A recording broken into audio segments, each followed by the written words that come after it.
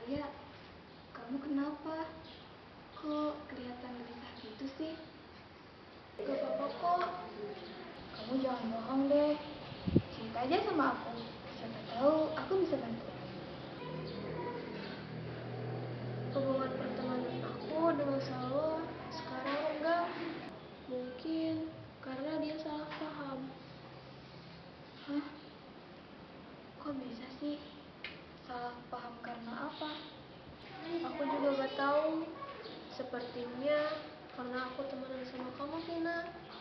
Soalnya dia bilang kamu lebih asik dari dia.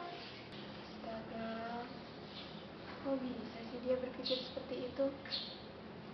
Alia, aku minta maaf ya. Gara-gara aku, persahabatan kamu sama Salwa jadi renggang. Ini bukan salah kamu kok. Dia cuma salah paham.